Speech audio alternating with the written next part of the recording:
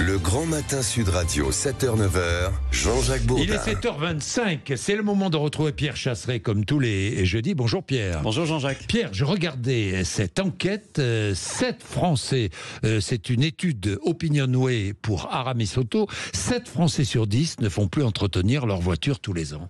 Oui, c'est vraiment un chiffre qui est hyper inquiétant parce que c'est une tendance que l'on ressent de toute façon, mais si on va un petit peu plus loin, qu'est-ce qu'on va voir? D'autres indicateurs dans cette étude qui sont terribles. 15% des Français reculent le moment des réparations. Or, on sait très bien que si on recule la réparation, potentiellement, on va entraîner peut-être la casse de la pièce, et là, ça coûte plus cher, voire même, par effet papillon, la dégradation des autres pièces. Prenons par exemple une rotule de direction. Eh bien, si vous ne la changez pas, Jean-Jacques, qu'est-ce qui se passe? Le déséquilibre de votre voiture, et ensuite, ce sont les pneumatiques qui sont touchés, ça coûtera encore plus cher.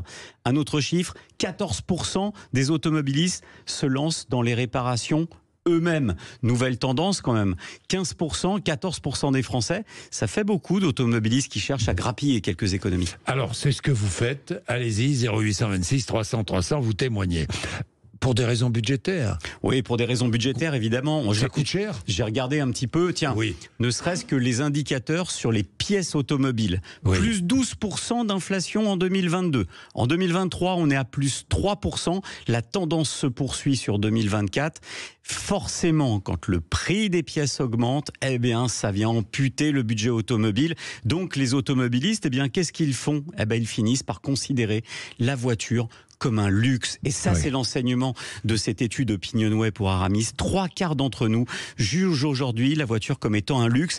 42% d'entre nous déclarent avoir renoncé à des trajets non essentiels. Pour payer éventuellement des réparations, on gratte aussi sur les trajets pour moins abîmer la voiture. C'est donc un recul de la voiture, un recul de l'utilisation de la voiture. C'est votre cas, 0826. Dans les villes, beaucoup se privent de voitures aujourd'hui. À la campagne, c'est difficile, c'est même impossible.